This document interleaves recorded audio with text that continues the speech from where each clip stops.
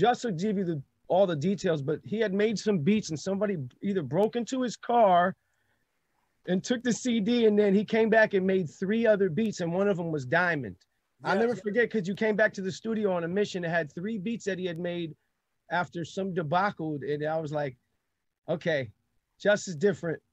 And, you know, like, I mean, you can't even speak on the man's track record, the amount of beats that I couldn't even sit here and list them off, but we always had a mutual respect. No and doubt. I always felt like his craft, like anyone who makes a beat knows, you know, if you listen to any beat that Just ever made, it's like, it's perfected with detail to the way, you know, you want to chisel a beat. So I always felt like, I always just like admired what he did, just to, you know, to extend this, to show that the camaraderie was always there. We through all those it was always years. real, it was always genuine. Yeah. Right. That's the most important thing. It's not two dudes sitting here blowing smoke up each other's ass. Nah, you inspired me many years, man. You know, we've spoken about this, but just to give a brief, you know, rundown, because we do have history, you know, early on. Indeed. Coming into the game. But yeah, I mean, yeah, man. I think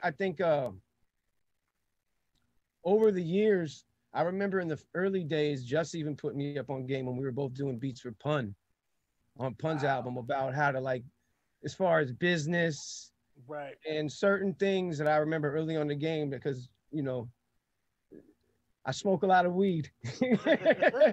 Just doesn't. But you know what I mean? He definitely gave me a lot of pointers early on in the days when we were both out there really running the circuit. Like, you know, there was a handful of guys that were out at the time, and we were all running around like selling beats. It was like our days when it was like really selling beats before I feel like we got to the phases where we were making albums. You know what I'm saying? So I feel like Just and I were some of the first guys that the people, and he could probably say, you could say for yourself, but I know some of the guys that we were inspired by, like the Muggs or the RZA or the Pete Rock or the Premier, they had whole albums that they could produce, could produce before, you know what I mean? So it was like, I feel like we came into the game kind of just hitting licks with different artists, and then we were able later on to flourish with the, you know, prospective crews we got down with. But I mean, I think over the years, like, yeah, what would you say to that? Like, I think, you know, going back to what you were saying about the RZAs and the Petes and whatnot, these are all guys that we looked up to, guys that we were inspired by. And we were just trying to find our own lane, you know, our own way in. You know what I mean? Like, it took time for, I think what's interesting, and I was talking about this the other day. Yeah. Sometimes you have to get hot or be accepted elsewhere for your crew to really take you all the way in, if that makes sense. And I'm not saying that that's what happened with you or even what happened with me, but I feel like if we hadn't had laid that foundation of just running that circuit, as you put it, yep, you know, we wouldn't have had the opportunities later on to then go and do somebody's entire album or make the impacts that we've made. You know, like, you remember those days. I mean, that was like the Wild West. You might be in a, like you mentioned Pun, you might be in a Pun session from like 6 to 8, and then you might have to run over the soundtrack and do a Mobb Deep session. Then you got to go around the corner and see Busta at the other soundtrack and go do a Busta session. Then come back and do something for, you know, for Bleak. And then it was a constant movement. You know what I mean? But I think that's one of the things that I miss about New York studio culture. Mm-hmm. You know, nowadays, you know, we're all emailing and sending things back and forth, and it's convenient, but I miss that energy of hopping from this session to this session to this session and soaking all that creativity in, and then going back to your headquarters, whether it was home or wherever, and making something else on top of that. Like you said, how I had that issue and then came back with Diamond and a bunch of other beats, like boom. Yes. You know what I mean? Yeah, and I think it was like the competitive spirit that we all had. Right. I feel like with that whole group of producers, and we could name a bunch of other names, but it was a bunch of guys, and we were all kind of like, this is before email, you know, so it was like, in order for us to hear each other's stuff, we would kind of meet up at other artists' studio sessions. Like, it'd be like Fat Joe's album, it's working at, you know, what was Jive Studio downstairs from the Jive office? Battery. Okay, Joe's in Battery. So I might bump into you, bump into Rockweiler, or bump into Easy LP, and then you get to hear where everyone was at. Like, a lot of times I went home and felt like somebody kicked my ass. Right. just because of the beats they were playing. And I was like, oh shit. You use that as inspiration. But yo, Yeah. speaking of which, you know what's crazy? I was actually just talking to Rock a couple of weeks ago. I built a bike for him. Rockweiler? Yeah, and Oh, yo, he's incredible, man. bro, he One of the played greatest of all me. time. He played me. We were on FaceTime for maybe 10 minutes. I swear to God, he played me like 30 beats, and they were all still incredible. He never slipped. No, he didn't. He didn't at all. Like, and then he came to the crib he came to the crib about 3 months ago. Him and Red came by the crib. Yeah. Just to kick it about this other project that I'm working on that I want to actually talk to you about offline. Yeah. But he played me another, I'm not even exaggerating, he played me at least 50 joints. And each one of them, I was like, bro, like, insane. Why is nobody rapping on these? Like, yo, to be able to last that long and continue sharpening the sword every year, whether you're hot or not, is I think what separates some guys who come in and they get hot for a minute and maybe cash out, right? But like some of us are in it for the long just because it's not about just that. Like coincidentally, I was talking to Daddy O recently. Okay. And he's like one of my idols, of course, that's a Sonic. And I'm just geeking out asking him questions. And we got into some of the topics. He's really like, he really cares about the art of rapping, the craft of writing rhymes and being an MC to this day. And he's, you know, he was telling me that he felt some of the guys during his era were good at the time, but because of such a great time it was and so much great shit was happening, some of them got in on that wave. And in the long run, they didn't keep up. You know what I mean? And it's not about what's relevant. You know, you're going to have your time. You're going to be hot. Something new is going to come up. But the craft of what we do, whether it's writing or making or, you know, or beats is like something that we're all kind of just into. And we have all have our own little guys aren't on albums. Man, they'll kick your ass with a beat tape. Man, I know. Listen, he had me not wanting to turn on my laptop for like a week. After that night, I texted him later on that night, like, bro, I don't want to make beats for like a week. Like, cut it out, man. Yeah, nah, but he actually inspired me. In a way, he unlocked something when he came through, and I don't want to blow up his spot. Yeah. But he gave me an idea. I don't want to reveal too much of it, just out of respect to him. Yeah. But a path that he set me on, was what's the best way to put this without revealing what he's trying to do? Basically, long story short, I feel like when we make beats that don't have samples, right? We make this music and we go ahead and just sell it to an artist, and that's that. Now the label owns the master, and it's the, you know, we get our producer advance and we get our publishing, right, and that's that. I started thinking, after what he told me about what he was doing, I started thinking about it, and I was like, you know what? I compose things just as a pastime, you know, on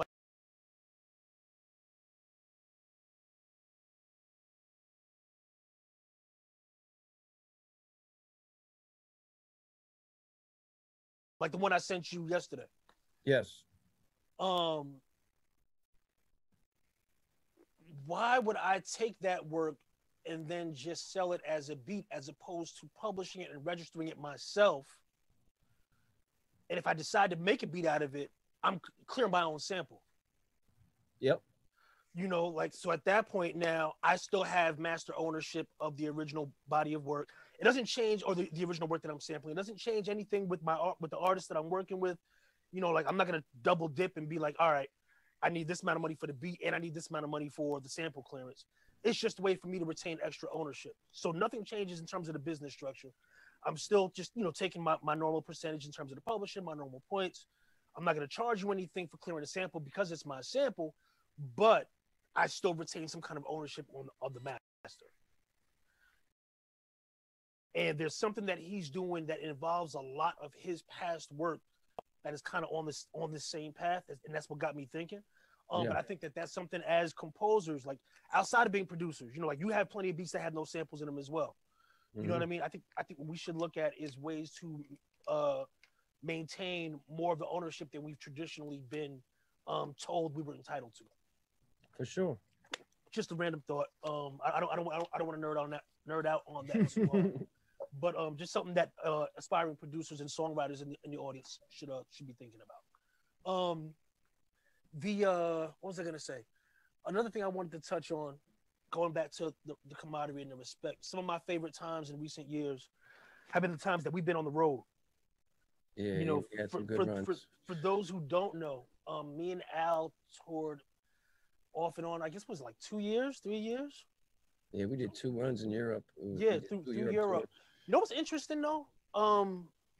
How well that did in Europe versus the lack of interest in the States, or the perceived.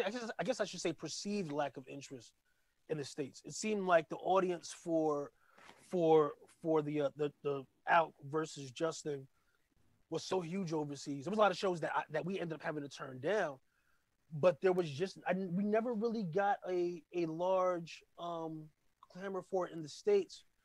But when you look at the few videos that are on YouTube, there are people that are like, oh, I would love to see this. I would love to see this. I would love to see this. And I feel like maybe we just didn't really, or the people that were in charge of it didn't really capitalize on the States and kind of just defaulted to touring it through Europe and trying to get it into Asia. Yeah, I mean, the idea got set off when we were in the States, so it was really through the stuff we were doing with that Red tune, Right. The Red Bull Big Tune, which Yeah. was Well, all over the speaking US. of So which, yeah, rest in peace. Rest in peace, John. He. There's one thing that I want to set straight because I still see people say this to this day that pisses me off. When we did that thing in Atlanta, if you look at the YouTube comments, people always say I cheated because I played songs with vocals and you just played beats. One thing that a lot of people, or that nobody who wasn't there doesn't understand, is that wasn't planned. Like, I just happened to be there. You happened to be there. I'm like, wait, Al's playing. You guys want me? You guys want? I was hired to do a DJ set. You were hired to do a beat showcase. So I came ready to DJ, but I'm like, wait a minute. If Al is here, why don't we just play together? You know, but I had my set prepared to do the DJ set, to do the DJ thing, and it was the very definition of impromptu, on the spot. Let's just do this for love and do it for fun. But so many people took that so much more seriously than we did. yeah, that was There's funny. people to this day still in the YouTube comments arguing about it, and I'm like, y'all, like, we ain't arguing. Why are y'all? Yeah, but after that, that's how we kind of got the idea, and then Yeah. we kind of pitched it, and it went from there. We ended up doing them And it tours. went from there to a real thing. Yeah, it was dope. That was fun. Now that was, I think I mean, we had a bunch of great. You know, I ended up going to jail. Wait, what? I didn't know Remember, about that. what's his name? Our old tour manager, Antoine. Oh yeah, I remember this story. He's possible. Yeah. Yeah, he ended up.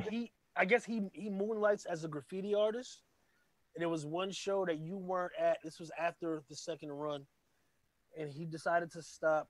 And it was like a brand new, fresh white wall that had been painted. It was like 4 a.m.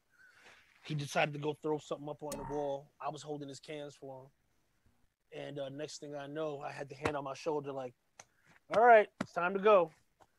And I ended up in a Parisian jail. That wasn't fun. Yeah, for about 6 hours. I remember the first tour. I remember that was like, I don't know exactly what year, but I remember Rock had just dropped, Rock Marcy had just dropped Marsburg. Right. And we were playing that shit a lot.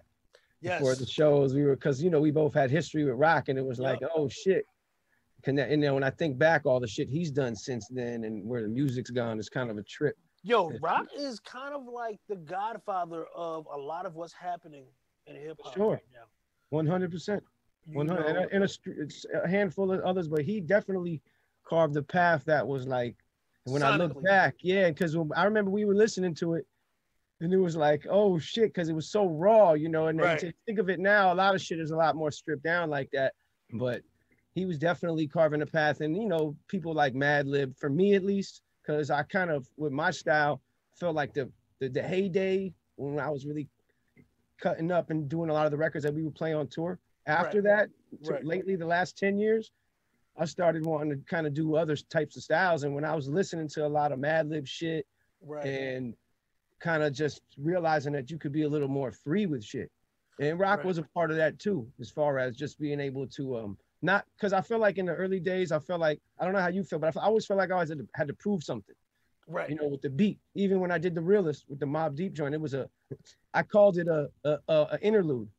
Right. You know, I just kept referencing it as an interlude on the DAT tape when I would play beats. I had all these chopped. I go, oh yeah, that's an interlude. You know, sometimes we would just put a loop in between beats on a tape. Exactly. And because Also, I Pete Rock main ingredient. yes, I was Right. insecure about it. I couldn't see beyond beat making because I always wanted to stunt. You know what I mean? And then I started listening to other shit, realizing it's about making songs. Because, you know, I could always, there's always ways to be creative. You don't always have to flip something to death. If you do, that's even more points. You flip something, then that's even more impressive. But I just started feeling like I wanted to make music, not just for the guys that are the wizards behind the beats. Because you'll have a tough time if you only want to impress them. You know what I'm saying? Yeah, that's a tough job. That's the. No, I remember having that conversation with Ski. I want to say this was back in like 2003 or 4. I forget what the record in question was. Not even in question, but the record that was being discussed was. Yeah. But we were arguing, me, him, and actually the 88 Keys. And the argument was like, is a record any more dope or less dope because you chopped it? Sometimes if the sample is what it is dictating what needs to be done, just let it rock. You know, it's your call as a producer, I think, you know. Right. There is no clear-cut method to making something dope or not. The thing about like flipping it is that it could be more unique because, you know, if you loop something, you know, there's a chance somebody else might catch that same loop. So, you know, you're in the runnings there. But I think over the years, I just started feeling a little freer. And then so I could switch from any style. If I want to do this, I could do that. I want to go, you know, we get bored, you know, listening to the. Right. But I feel like you came into a whole new lane. Speaking of being free, probably around, I guess this might have been right around when we were on the road when you accidentally gave me the Do-Rag Dynasty album. Remember that? You had was that the Primo show where your laptop had died? Yeah, in Paris. Yeah. Yes. Yeah. So there was one show that we'd done during one of our Just Plays versus Alk runs, and actually Primo was the headliner. We were opening up for Preem, and Al's laptop died like right at the very beginning of the set, and I had to DJ. The way the show used to go was, you know, I would play my records, I would play his, and we had routines. We would play off of each other. In this particular situation, Al's laptop had died, and I had to DJ as if I was Al. So he's on stage mimicking. He's pulling a Milli Vanilli. Like, doing this.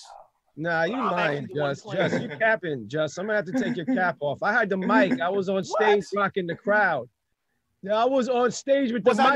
Was I not playing your records? You were playing my set because we both had each other's records, but. Right, that's what I'm saying. But I wasn't doing like that. It wasn't fake wiki. Cappy cool. No, but my point was that we decided to make sure that that both of us had each other's records fully, because I didn't have everything. Yeah, you were playing my parts because we both had each other's parts for the set. Right. So I wanted to make sure that in case either one of us had a technical difficulty like that again, that the other one could save us. So Al dragged the folder over, not realizing that he also gave me this project that he was working on at the time called the Do-Rag Dynasty. That's right. I didn't realize it until I got back home. Like, so we got back in the States, and I'm like, yo, what is this? Goon Call, whatever that record was with Imam Thug. And I threw it on in my iTunes, and I was like, yo, and I texted him immediately, like, yo, what is this? Right. Like, but I feel like around that time period, you found a new lane sonically. Not that what you weren't doing wasn't already raw, but there was a certain rawness to that album that I hadn't heard from you before personally. And I feel like that was a turning point for you, at least, again, from the outside looking in. Sonically, that felt like a turning point that opened up this whole other lane for you in terms of where you're at now. Definitely. I think just doing those whole album type of things was also like, I think Covert Coupe with Currency was one of the first ones. When before that, it was like Return of the Mac. Right. Like I hadn't really been doing whole albums except for when I did my albums, like the Alchemist albums, you know. And I remember after the G Unit album with Mobb Deep, I think that, you know, it didn't really get the reception that it was supposed to get. And I know P being like the survivor he was always like, yo, fuck that. We got to show 50 that we hot right now. Like, nah, I don't like how this is performing. So that's why we did Return of the Mac tape. And he just wanted to put out a mixtape. So I was like, let's go off of the Mac thing. And we'll, you know, Your Old Chain was a Mac 10, Return of the Mac. We'll do the Blaxploitation flicks, loops. That was the concept behind that. But he kind of let me produce the whole thing. And I remember at that time, he was trusting me. He was like about 80% of the joints. He was like, yep. So after that, then it came the time of Covert Coupe. I was back in LA. And I remember when I did that project, I didn't hold back. Like I remember sometimes, you know, you do a project, you kind of, that I was like, any beats I had that was hot, because we all do that, I think. We all might have a beat or two that's near and dear to us. Right. Or it'll be like, nah, I got to play this for Hove, man. I got to play this. You got to hold on to it for something special. Right. Yeah, we've all held beats like that. And I've even held a beat for 3 and 4 years till I got it to that person and played it for them. And they were like, that's cool. Let's play the next one. Isn't that the worst feeling ever? No. But hey, I'm happy. I'm always happy that I do it, because you have to try. You got to try. Got to. But I didn't hold back. You know what I'm saying? I'm a firm believer that music finds its way to where it's supposed to go one way or another. When I think of the majority of my biggest records, almost none of them were made with the artist who ended up taking them in mind. You know, especially like in my situation where it was like, you know, I'm affiliated with Rockefeller and I have, or I'm working on 8 albums, you know, at any given time, or 5, 6 albums at any given time. And you have this beat, you know, like I Really Mean It was a Freeway record up until the last minute. Welcome to New York City was made for Freeway from scratch. Until, you know, certain things changed and, you know, we ended up doing what we were doing. But I can run down an entire list. Fab Can't Let You Go was supposed to be a Bleak record. But wait. How did you feel the day you made You Don't Know? How did you feel after you saved that beat? You know what? I was about to say, that's one of my favorites. Man. So when I had to make that beat, you know how sometimes you'll hear a sample and you know what you can do with it, but you're just not executing it. You had that for a minute. You were creeping on that one. Yes, it took me that and Hovey Baby took me 4 or 5 times to make before I finally got it right. And I remember I had the record, the Bobby Bird I Need Help album, but there was a dude, the guy who originally built Baseline, OG Juan, one of his homies, Will. He used to make beats on the side just for fun. And he had the record as well. And I walked into my room and he was using my setup trying to make a beat out of it. And he couldn't nail it. He's like, I don't know what to do with this. And I'm like, oh, I know that record. And to be honest, I had never really gave that sample a second thought. And Will was like, yo, see if you can do it. Right. So he had a reissue because it had just been reissued. I went into the library that I used to have. I used to have a little storage space with all the records at Baseline. I pulled the original out and went into my room and to the office, actually started making it, and I'm hearing the horns and I'm like, but I can't nail it. And it just so happened, I BS you not, soon as it all fell together, Jay just happened to walk into the room like, what's that? Divine timing. Like, had he walked in 5 minutes before, good timing, 5 minutes after, it might not have been, that record might have never existed. He just happened to walk in right when I was like, this is the bounce. And he walked in like, yo, what's that? And it was the same thing with Hovey Baby. He gave me the rhymes to Hovey Baby about a week before. Like, he had the rhymes already, or he at least had the first and maybe the second verse already written. He just needed the beat for it. So when and I told the story a billion times, you know, Left Eye Pass, Wendy Williams, I think, was playing doing a TLC tribute, and I heard the live version. As I'm making it, he's like, what took you so long? Like, he thought that I had been in there for a week. But I'm like, yo, bro, I just found this record right now. Right. You know, but the timing is everything, you know, but I think that ultimately the records find their way to where they're supposed to go. You know, I feel I like think so too. as producers in general, I feel like we all have stories of we made this beat for such and such, but somebody else ended up taking it, but it ended up becoming a classic. Yeah. So if I may interject, you guys, I've been trying to like I'm flying on the wall right I'm now. waiting for you to speak up, man. I know it's like I know Speak you up, guys. man. It's funny. It's Don't act like like you don't know us. I was about to say this is the inaugural show, and they're like, all right, so who's the first guest? I'm like, Al and Just. These are like my uncle. These are like my forefathers. Oh. So if I may, let's ask, what are your favorite records of each other? Like Al, what is your favorite Just record? Just, what's your favorite Al record? I know this is very difficult. It's like picking children, but I mean, there's too many for me with him. You Don't Know is definitely one of my favorite ones off top. And just what he did with Exhibit C, because I always knew that fucking sample. That was because Just is also a master craftsman. He's not just the beat is good. Like he could do both, but most of the time he's getting crafty with it. Like as anyone who knows, it's like if you know the record. Oh, you do the extra details. That he's going to get the choir and getting the live beating the brakes off it. Yeah, but he's beating the brakes off of it. So those two, I'll just go off the top, man. But I also like Money Over Bit. Stick to the script. Man, Stick to the Script was always special to me because it was like them early days when we were flipping those sound libraries, and that one is like the epitome of one of those. Yes. Like in those drums and I could also say, what's the one? I'll show you how to do this. I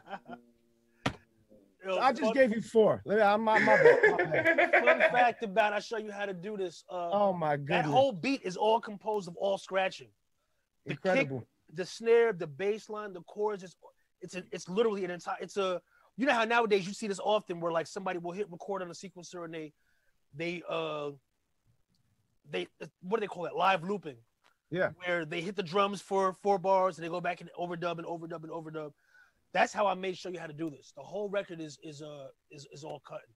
Incredible. But I will say this. Hold up. Let me see if I can find. Let me see if I can find. Bag at that time, boy. My goodness. Jesus. Let me see if I can find this record. He got a lot of sneaky ones, Just. Got a lot of sneaky ones. Nah, but I could say the what? same That's too. what that was. Like I can't even reveal a couple of them, but there's ones that are real sneaky. Like, yeah. You too, oh man. That you can't one of those things. What do they call it? What was that old term? Chasing the dragon, where it's like you constantly try to make something as good as that, and it never happens. Like it's one of those records where it's not just a great beat, a great song, and it came out at the right time. Yeah, it all added up. There are some records that you make where it's like, had this record come out in this time period, it might have did X, Y, and Z.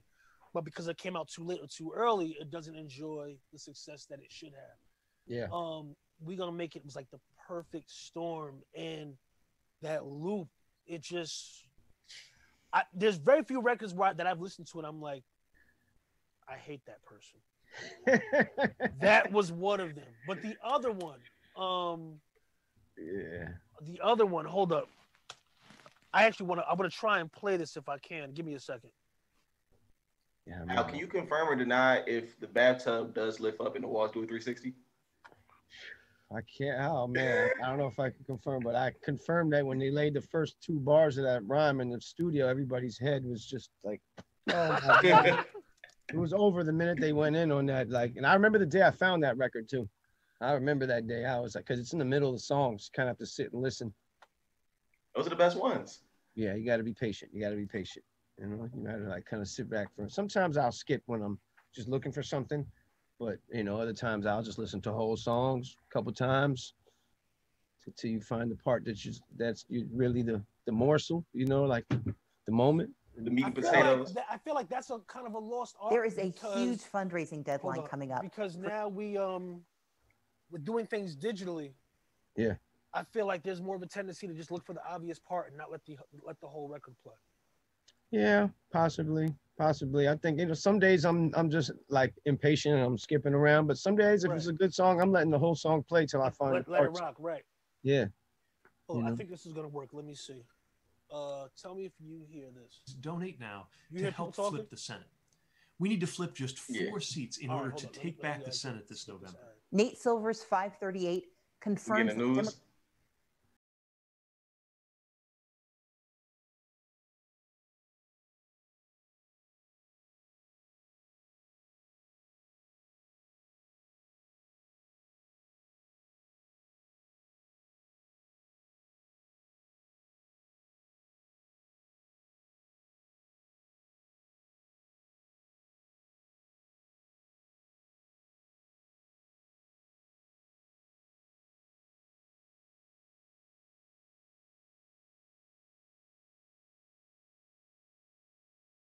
I'm surprised nobody's flipped that since. I'm sure somebody has. Some Junior Mafia had some. I might have one of the something. You got it, Thelonious. You flipped it.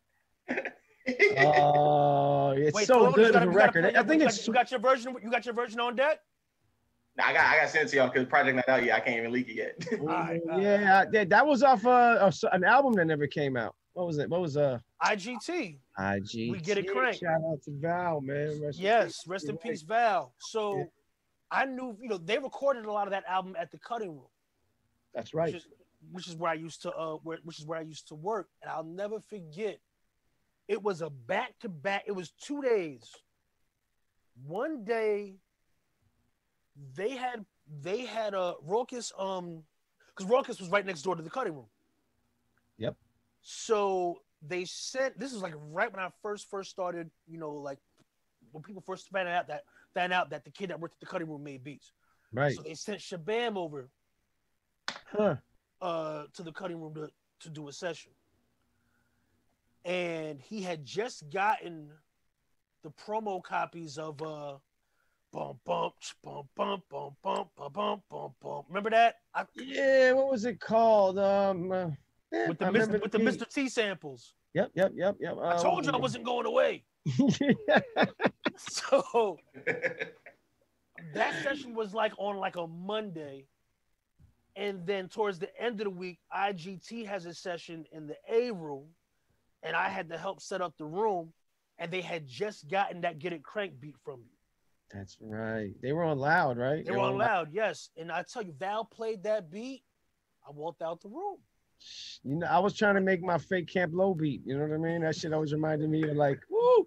That sample like a Lucini, right. That's one of the best. Shout to Ski. I mean, that's one of the best beats of all time. Man, anytime some beats, if you find something reminiscent in your mind, sometimes you'll go ahead and twist it up. Like that.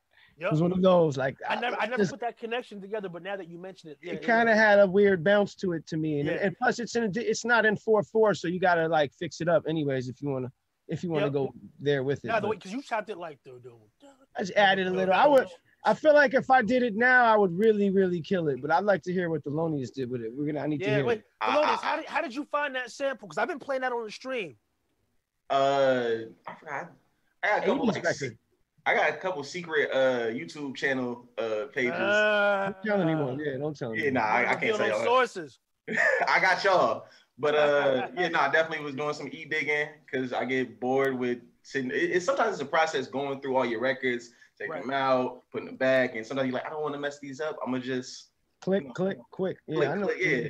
But enough about me. I got a couple questions of my own. Well, it's a 2-part question, Al. People are asking, what was the last beat you made on the ASR 10? And I personally also had another question, if you could share with the chat about that legendary photo with you, Dilla, and the rest of the guys. Yeah. The last ASR beat. Every time I'll turn it on. I mean, every now and then I'll turn it on and mess with it. The last good beat that came out was either Imperious Rex, on that Sean Price album, or Red Carpet Evidence. Rest in peace, Sean. Yeah, Red Carpet or Imperious. One of those was the last ones, and that picture is just so coincidental because I didn't even know that was the only time Premier had met Dilla. That was the only time I ever got a chance to meet him, but Premier we were both going on tour the next day. I was just hanging out with Sites, and he put in a DAT, and he played he'll play 1 second of it, and he stopped it. Nah, and everybody was like, "What that? Nah, play that." He was like, "No." He's skipped to another one, and it was just random that day that I happened to be there in the studio, and I didn't even remember that anyone was taking pictures. I remember someone was filming because Premier was doing Devil's Pie. That was the Devil's Pie session. Yeah, that's when they did that. record. So I remember someone had a camera and was filming, but I don't remember anyone was taking pictures. But so random, man. It was just like a moment. But yeah, that was an honor. It would be historic though. Yeah, just to yeah. Wish I could have linked with him more, you know. But yeah, he was something else. Like his beats are killing people's beats right now. You know what I mean? And just wow, do you have a polo piece tied to a beat, or do you have any kind of correlation to story? I feel like, I mean, did you make something special in a Snow Beach sweater? Nah, I never really went that far. I will say, in terms of like polo and hip hop, I did make it my business. I remember like the first time I met Ray, but there was a Woo show, like a Woo reunion at SOB. No, I'm sorry, not SOBs, BB King's. At some point, I don't remember what year it was. Actually, no, I think it was around the same time that Mad Villain came out. Because I remember kind of having been because I went to see Mad Villain at BB King, so I think this was around the same time. But I remember trying to get Ray, like I was trying to give Ray my Snow Beach, like you need to walk out on stage wearing this. And he tried. He went to the bathroom. We tried to put it on, but it was too small for him. He came out like, yeah, nah, God, I can't do it. But he gave it back to me. I was gonna give it to him, like, I'll find another one, you know. But he did sign it for me. I still have it. Like that's the only Snow Beach that I have. Is the one that he signed for me back then. I heard a rumor that you own the King shirt. Can you confirm this? I had the King shirt for many years. Okay. I had the King shirt for many years. Yes. I know about the King shirt. I don't know a lot about polo, but I know that you were in possession of the King shirt. Yes. That's what I heard. Yeah, the King shirt was. You know what's interesting? They actually ended up. You know, the King shirt was never actually a shirt made by Polo. No, it was woven of a couple scarves, right? Exactly. And they used to, like, if somebody had a big day, like if you got married or whatever, you might get married in the King shirt, whatever. So it found its way. Sacred cloth. Yeah, no, it was. It was like sacred low life cloth, and it found its way into my hands. And I had it for a couple of years, and then. But the thing is, it was so big. It was initially cut for an individual who was much bigger than me, right? It had to accommodate the largest lowlife, which was a 6X. So it had exactly. And it was made in the 90s, so it was really like an 8X. Oh my God. Like if you wore 6X, it was a dress. Regularly, you had to wear an 8X in the 90s. So it really fit me like a dress. Yeah. And the person who originally commissioned it and had it made was trying to get it back. And you think about it, that's kind of like you find out that somebody has your first drum machine. Hey, give it back. And you like to be reunited with it. So I didn't even charge anything. I was just like, here, just take it back. You know, but just as if you know him, he's a collection bully. Like if you couldn't tell the background, he collects better than you. You can't compete with him. Are you crazy? Anything? He's a collection bully, man. I've been trying to do better with that. He collects better than you. Nah, man, you just start back up on the bikes. I think the only one that got you is Biz, maybe. Just you might, yeah, you're probably right. Yeah. Yeah, that's it. Biz has a house for. See, so here's the difference between me and Biz. Biz has a house for the stuff he collects. I just when I built my house, I built it around the collections. Yes. So like when we were designing this house, you know, like what you would consider a living room, we actually had built as a record room. So when we spec'd it out with the builder, and we're like, all right, so we need, 200 12 by 12 shelves in this area. They're like, what are you putting in here? Like, records. That's a lot of records. And I'm like, yes, we have. Like, don't ask any questions. We're paying you. Just build it. That's it. But like same thing with the bikes, same thing with the, with the gadgets and whatnot. I kind of built the house around my collections, but I did it in a way where it looks super classy. So it's, like when you walk in the house, it doesn't look like super nerdville. It is nerdy, but it's done in a tasteful way. But yeah, you're probably right. Biz is probably the one person. The only one. Yeah. Oh man, Yo, Al, could you touch on recent placements of things of that nature? Yeah. You've been on quite a run this year. I think we could obviously all say that. You've a run is an understatement. I'm trying to find better words for run because it's like I think we can touch on the Jay-Z record with Jay Electronica. That album for me is still gets played in my weekly playlist of albums to play and things of that nature. So if you could, in few words, as you know how to, you know. Yeah, that was a long time ago that I had sent Jay Elect the beat. And he just told me, trust me, keep the faith. And I just trusted his word, and he ended up making it happen pretty much. It was,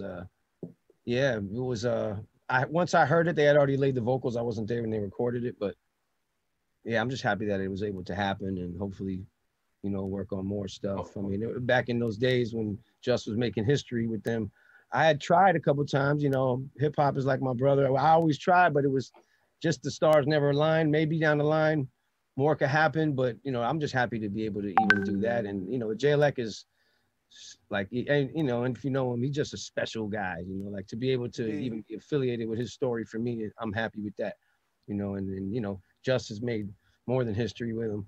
So, you know, it's just, I'm glad to be part of the crew. No doubt. And Just, you got some recent work that just came out with Griselda. Would you care to talk about that? Because was no samples on that record, was it? That, to be honest, it all happened very quickly. Like, Gunn is like, you know, Westside is he's like family, but because he's like family, he always does the very last minute pop up. Shout out to Calendar for making that connection. But like, he'll do the thing like, yeah, I'm handing in my album tomorrow. Can you give me about right? I need 6 joints, and I'm like, bro, what do you like? Give me some kind of heads up or some kind of notice. But he just he did that this time, but he just happened to catch me at a time that I was inspired. You know, like sometimes, you know, when you're inspired, it falls together. When you're trying to figure it out, you know, it might take you a week or two. And you know, the whole thing with them is, you know, no samples because they have, you know, their issues with samples. So he was like, yo, I need joints. I'm Guru's about to start mixing. And I need music. So I'm like, all right. So I was about to go to sleep, and then I heard this melody in my head, and I said, let me just go give it a shot. And it all fell together. That was on a Friday. He hit me on Thursday night. I put the idea together on Friday. By Sunday, I had everybody's verse except for Benny's. And that was pretty much it. You know, I put the whole record together and mixed it here, like in the room that I'm sitting in right now. One thing that I will say in regards to that process, you know, like I kind of took a cue from Al, to be honest. Gunn and Conway basically did like 6 records a couple of years back that had been teased here and there on the internet, but, you know, have never actually been released.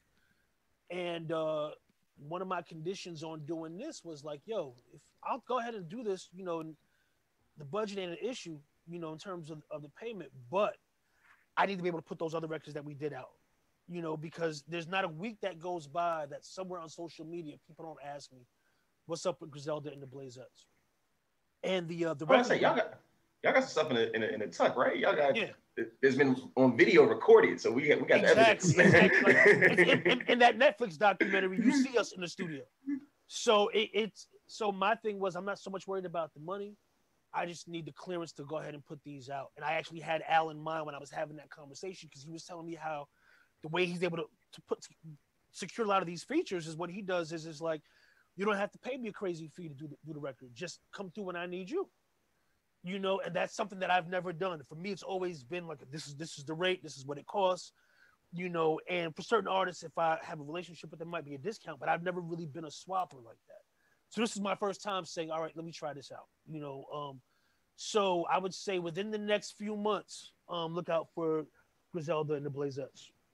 I think that's breaking news. I don't think I've heard that anywhere else. You heard it here first. Yeah, Just is a contract killer. Like Just doesn't shoot at crowds, and he's a contract killer. When he gets contracted, he doesn't miss. Like he, like he might make batches these days, but he gets an idea and he makes the one beat that's gonna work for you. Like he doesn't. That's what I mean by he doesn't shoot at crowds. You know what that's I mean? so precise. Like That's how Just is. I can remember times in the past where there was other artists that reached out to me, and we tried to get something going. They were like, "We trying to get with Just." They linked with Just, and he nailed it, and I didn't. Yes, yes, because he's like I said. Sometimes I'm more scatterbrained. But I feel like what I get from Just too is like how to be. Sometimes you got to focus. If you have an idea, he fleshes his ideas all the way out. Just was the guy that got me leaving my beats at the same level when I track them. Like when I separate all my sounds, I used to like put up the hi-hat all the way so it's hitting red and then mixing them back later. And one day he was like, yo, if it sounds right, track it like that. It was a lot of game he gave me, but I over the years, but I just say he's one of those, he's a contract killer. You know what I mean? The reason I always say that, especially back when we were tracking the tape, is because nowadays we have more control of our music due to technology, right? Yes. So like, it starts in your laptop. It might very well damn near probably finish in your laptop, from beginning to end. Back then it was you tracked it to 2-inch. The 2-inch might get shipped to 5 different studios, 5 different engineers working on it. At the end of the night, every engineer is making their own version of a rough mix for the client to take and listen. So now the artist has heard your beat 10 different ways. Right. So my thing was, if it sounds good as it is, like when you made it, lay it that way to tape. So that way you leave less to interpretation. Yep. Because one of the worst things that like back when I didn't have as much control over my music, because I didn't have the name or the status or the stature, was we'd get to a mix. And ultimately, back then when we were mixing, because it was all on 2-inch tape and there was no recalls of anything, you're at the mercy of what the engineer thinks your record should sound like. As opposed to just, as opposed to just coming in and saying like, yo, put all the faders at 0. That's what it is. Cross my T's, dot my I's, make it sound bigger or fuller, but that's still my record. As opposed to him having to re-level and change everything. It's just, it's to me, that was never the move. But it took me a long time to realize, like, people were so worried about getting the perfect level of every instrument. And I started thinking about it like, yo, Marley made the bridge in his kitchen. Yeah, exactly. RZA made a lot of those records at Firehouse, with very little to any like real technical expertise. It just sounded good. If you listen to Enter the Wu-Tang, sonically it's a terrible album, but it's a great album, but it feels great. And to that's me, what it's about, though. Of course. I'm pretty sure there's people with perfectly sonically like mixed like to the book albums, but if they don't feel good, you're leaving out a lot of the right. It's all about the soul of the record. Yes, it's all ultimately the most important thing is how a song makes you feel. Like you think about how many memories you have in your life that are tied to music. And it's not because the kick was EQ'd and compressed a certain way. No. It's because something happened and you're at a point in your life when that song happened to be playing in the background, or you heard the song and it changed your life or changed your perception of music. And that's really all that matters. I mean, for me personally, when Exhibit C leaked out, I'm pretty sure that wasn't the final mix version. Me and my pops was in the basement. I think we played it for like an hour straight. Wow. And and I'm sitting there, for me, like even like hosting the show and like talking with you guys, like there's so many things that I've tried to learn and adapt from you guys. Like, Al, I don't know how you do this. You've dug in so many countries and find so many records, and you know how to find the utmost perfect loops. Bruh. And just your drums, you changed. And I think this was in one of the documentaries, is something they was interviewing about how you kind of took the influence of house and build-ups with house with like flanger intros, big drum drops, and things of that nature. And so if y'all could share maybe a little detail or two about some of y'all little tricks of the trade. Before Al gets into this, I just want to say I've been record shopping with Al, right? And we'll be in the shop for 2 hours and we'll both come out with a stack of records, right? But then like everything that he has in that stack, like, yo, where'd you get that sample? Oh, from when we went to such and such. Where you got that? When we went to such and such. Meanwhile, my stack, nah. We at the same shop talking to the same people pulling from the same piles. But somehow he has that that magic touch. That magnetism, yes. Yeah, I mean, just keeping the ear. I always felt like my ear was stronger than my hand. Like, fuck it, I gotta keep the radar open and just be inspired. Because even I've made a good beat out of a garbage record, and I've had a great record and made trash. You know what I mean? So I guess it's really your inspiration. But I think like I do feel blessed to be able to travel with all the artists that I've worked with. And both me and Just have been able to travel with together, and like him with Jay, or me with Eminem. It's like we've hit all parts of the earth, and I don't ever take that light. Like I make it a thing to go and find, and I spend time, and you know I feel like that's an advantage we have. Like you know I'll still go online and find stuff too. You know nothing's off limits, but most of the time I'll go over here and I'll grab a record and I'll just type it up on Discogs or something just to see. Most of them are there. There's about 10% of the records that I got that are not anywhere. You're not gonna find this sample unless you go to... Yeah, you gotta get your hands dirty, and it's some of the stuff sometimes like that digging thing. It could some guys that's their whole job. Like just collecting and finding records is a job in itself. And then once you get that done, you got to get home and make the beat. Then after you make the beat, you got to find the right rapper. Then you got to mix it right. Then you got to, there's so many levels to this shit to where once a person hears it, it's like we wear a lot of hats, you know, I feel. So that's just always been part of the job to me is to keep you just, you know, the ear. You're a sonic archaeologist. Yeah, this man's finding records from Russia. Allegedly. Not sure where I was. Funny enough, Al, I just found that stack from Demon Fuzz like 2 weeks ago. I meant to send you a picture. When I got back home, I couldn't find all those records. I just found them a week ago. Yeah, I you know, that's part of it. That's always would be part of it. Just trying to find different sounds and be creative with it. Sometimes you get a record and it inspires you to play a bass line. You know what I mean? It's all source material, just stuff that'll get you going is how I look at it, you know? So, and in the process, we listen to every style of music. Like I keep finding different countries and different things. It never ends. There's never enough time to listen to it all. So we just try to make the mark with the shit we got while we're here. That's it. And die with your laptop empty. That's the winner. Unfortunately, it looks like we're reaching towards the end of our time. They hit me on the tap on the shoulder. Let's try to wrap it up by 5. Wrap it up. I think if there's anything you guys want to leave the audience with some parting wisdom and knowledge. This has been an amazing time with you guys. I think we might actually just have Zoom conference calls on our own outside of this.